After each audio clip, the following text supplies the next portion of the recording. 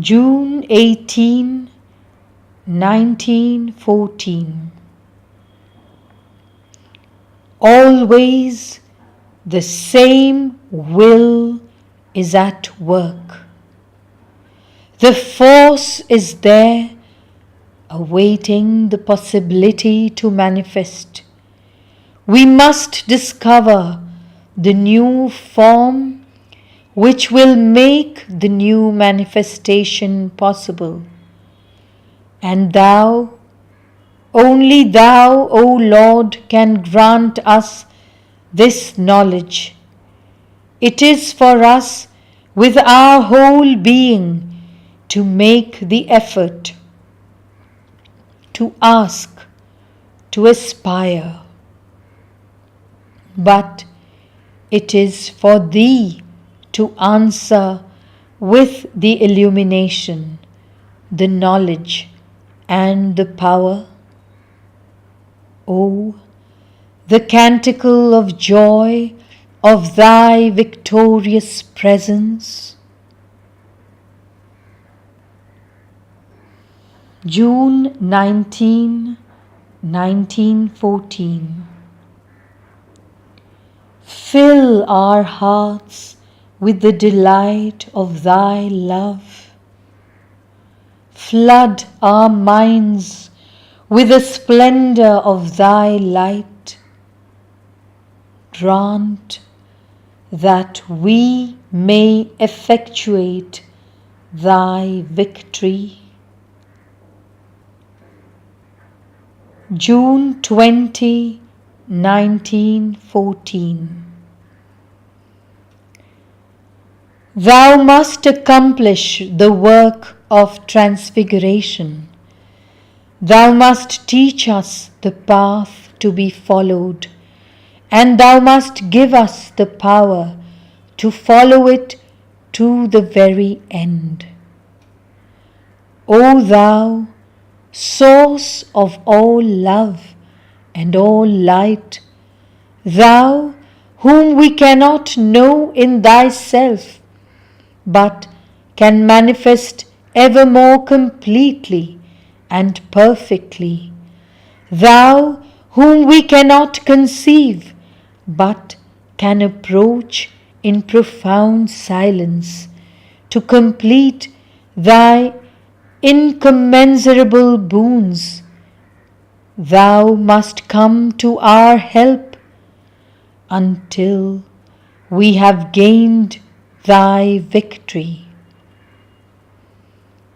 Let that true love be born which soothes all suffering. Establish that immutable peace wherein resides true power. Give us the sovereign knowledge which dispels all darkness.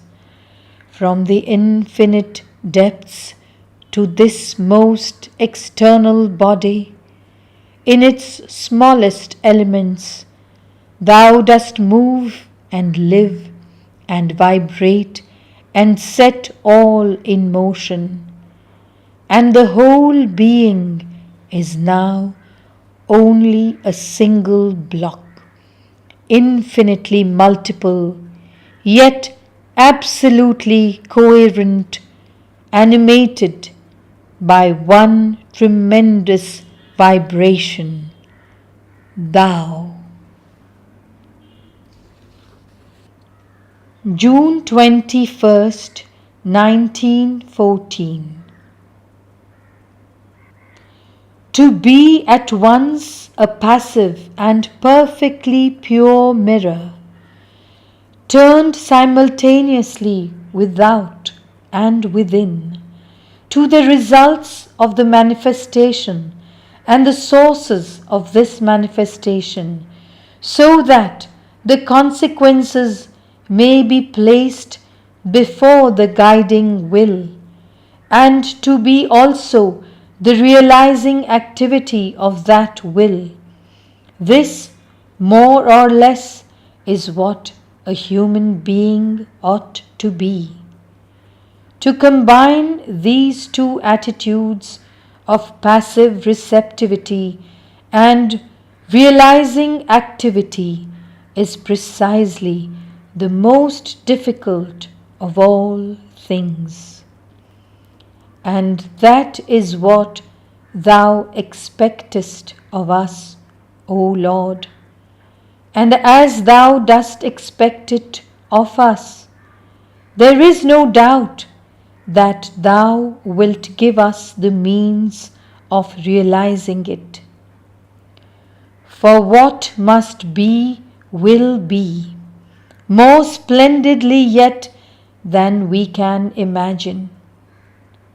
Oh, may Thy love grow wider and wider in the manifestation, ever more sublime, ever deeper, ever vaster.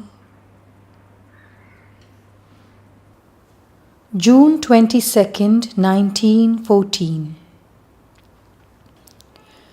What has to be will be. What has to be done will be done. What a calm assurance Thou hast put into my being, O Lord. Who or what will manifest Thee? Who can say it yet? In all things that strive towards a new, ever higher and completer expression, Thou art present. But the center of the light is still not manifested, for the center of manifestation is not yet perfectly adapted. O Divine Master, that which has to be will be, and it will perhaps be very different from what all expect. But how is it possible to express certain silent secrets? The force is here. In it is the self. When and how will this force spring forth? When Thou findest the instrument ready. Oh, the sweetness of Thy calm assurance, the power of Thy peace. June 23rd, 1914. Thou art the sovereign power of transformation. Why shouldst Thou not act on all who are brought into contact with Thee through our meditation? We lack faith in Thy power. Always we think that men should, in their conscious thought, want this integral transformation for it to come about. We forget that it is Thou who willest in them, and that Thou canst will in such a way that all their being is illumined by it. We doubt Thy power, O Lord, and thus become bad intermediaries for it and veil the major part of its transforming force.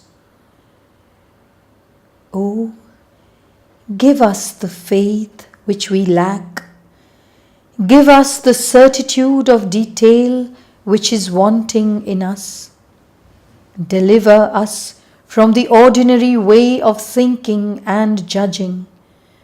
Grant that we may live in the consciousness of Thy infinite love and see it at work at every moment, and that by our consciousness of it we may bring it into touch with the most material states of being.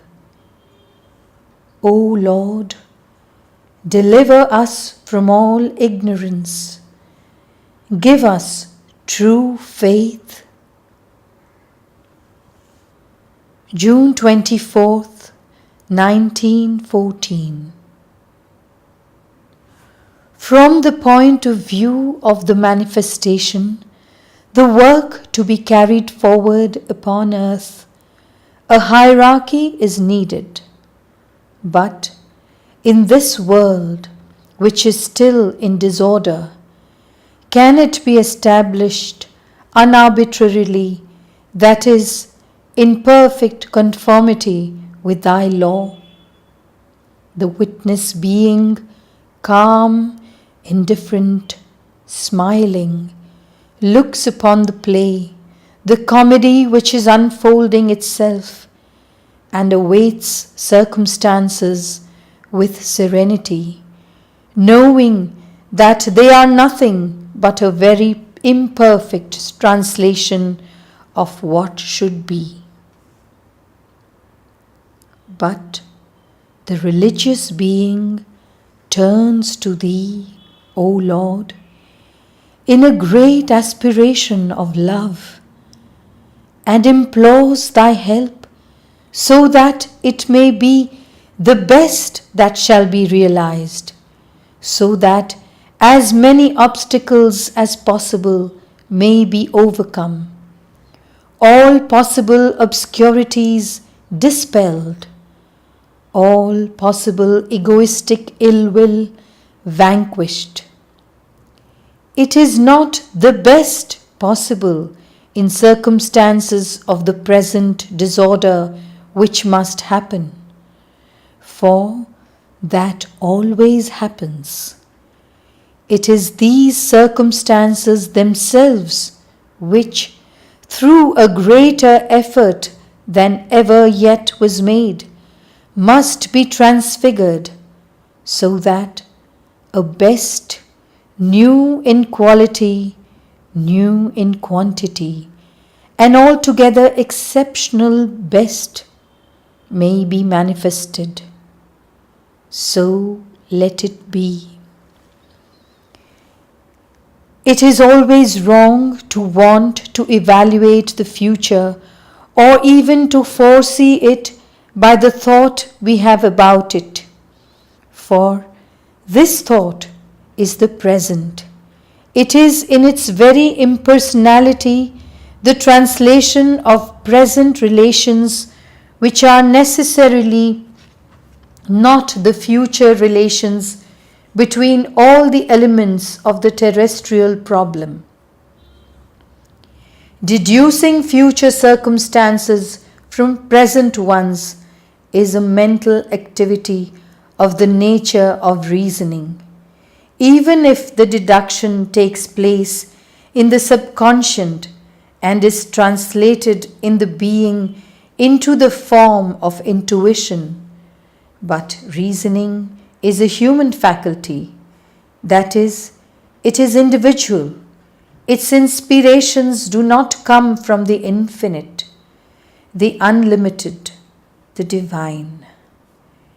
It is only in the omniscience, only when one is at once what knows, what is to be known, and the power of knowing, that one can become conscious of all relations, past, present, and future. But in this state, there is no longer a past, present, or future. All is eternally.